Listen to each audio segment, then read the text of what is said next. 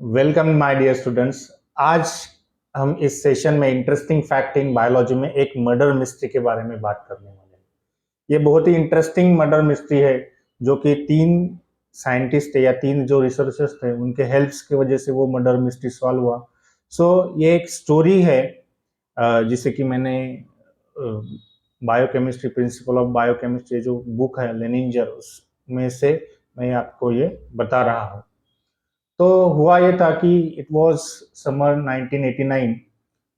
एक माँ अपने 3 महीने के बच्चे को लेकर हॉस्पिटल आई। The child was having difficulty in breathing, respiratory distress था उसको, उसके बाद में गैस्ट्रिक डिस्ट्रेस था और he was continuously vomiting. Okay, so वहाँ पर जो फिजिशियंस थे उन्होंने उससे probably he was the toxicologist. He diagnosed that child with the uh, poisoning of ethylene glycol. उन्होंने ये कहा कि इसे इथिलीन ग्लाइकोल का पॉइजन दिया गया है। Okay, so at that time he was cured and he was sent to the foster home, जो कि जुडिशियल कस्टडी में जो चिल्ड्रंस रहते हैं, और हर his parents were allowed to meet him. Okay, तो जो माँ थी उसका नाम था पैट्रिसिया स्टॉलिंग और उसके जो पति थे उनका नाम था डेविड। तो ये जो पेरेंट्स थे वो उस बच्चे को अंडर सुपरविजन वहां पर मिल सकते थे, लेकिन जब वो वहां पर मिलने गए और the parents were left alone with their child, after that the child got died and at the time the administration of that foster home accused the parents of having killed their child. Okay, so they collected the child's names was Ryan, उस बच्चे का नाम था Ryan.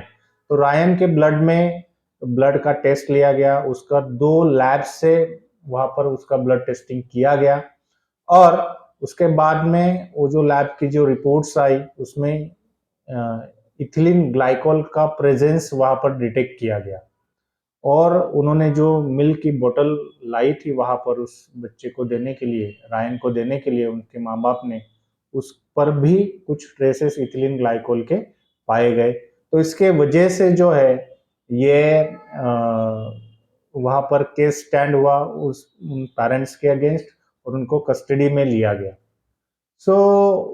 ये case चलता गया, लेकिन उसके दौरान that Patricia Stalling she came to know that she was pregnant, so she decided to give birth. She actually pretended she has उसको पता था कि वो बेकसूर है, लेकिन वो प्रूव कैसे करे क्योंकि उसने कुछ नहीं किया था। लेकिन फिर उसको पता चला कि she was pregnant, so she gave birth to second child David Stalling junior, उसका नाम था, इन फेब ऑफ 1990। ओके, और उसके बाद में दूसरे बच्चे का जब जन्म हुआ उसके बाद में 2 वीक्स के बाद भी उसी बच्चे को भी सेम सिम्टम्स वहां पर दिखाई दिए गए जो कि पहला जो उसका चाइल्ड था रायन, उसको सिम्टम्स थे। सेम मतलब डिफिकल्टी इन ब्रीदिंग था, वोमिटिंग था, गैस्ट्रिक डिस्ट्रेस था। ये जो सिम्टम्स है वो after 2 weeks of born of that second child he was having the same symptoms. Okay, उसके बाद में उसके जो सैंपल्स थे वो टेस्ट किए गए और उसके बाद में से पता चला कि वो जो सेकंड बच्चा है उसको एक डिसीज है जिसका नाम है MMA, methyl malonic acidemia. MMA, methyl malonic acidemia.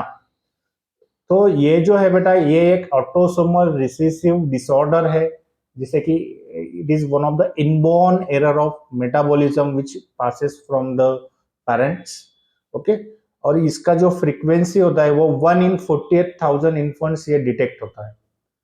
तो देखिए इसके बाद में ये ऐसा लगता है कि उस जो माँ थी पैट्रिशिया उन्होंने सेकंड चाइल्ड को भी तो पॉइजन नहीं दिया होगा, लेकिन ये जो सेकंड चाइल्ड का जो डायग्नोसिस है विद MMA, मिथिल मैलोनिक एसिडेमिया, तो ये जो डायग्नोसिस है इसको कोर्ट ने एक्सेप्ट नहीं किया और उसको एक्यूज्ड और गिल्टी करार करते हुए उसे sentence to life till death, मतलब कि उसको उम्र कैद की सजा सुनाई गई।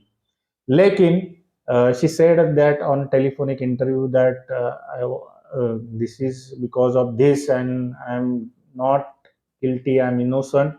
So two scientists, initially two scientists were there. William Sly was one scientist and James Shoemaker was another scientist who became interested in her case. Okay, so these two were the scientists or the researchers who studied the blood, Ryan's blood, and second child's blood, and they confirmed that that child was having MMA, that is methyl malonic acidemia. तो ये methyl malonic acidemia होता क्या है? तो इसमें जो होता है बेटा कि ये अमाइनो एसिड का डिसऑर्डर है, मेटाबॉलिज्म का डिसऑर्डर है, जिसमें कि ब्रांच्ड अमाइनो एसिड्स जो होते हैं जैसे कि आइसोल्यूसिन होता है और वैलिन, उसका ब्रेकडाउन होने के बाद एक कंपाउंड वहां पर बॉडी में एक्यूमुलेट होता है जिसे कि मिथिल मैलोनिक एसिड कहते हैं। Mithil malonic acid is not the final product दूसरा होता है, लेकिन मिथिल मैलोनिक एसिड का कन्वर्जन फाइनल एसिड में करने वाला जो एंजाइम होता है उसका जो जीन होता है वो उस इन्फेंट में डिफेक्टिव होता है। इसके वजह से जो है वो methyl malonic acid was not able to convert into the final product, and because of that methyl malonic acid gets accumulated in the body and which causes all these symptoms. In blood it is accumulated, in urine it is passed, along with that ketones, the percentage of ketone bodies also increases in that.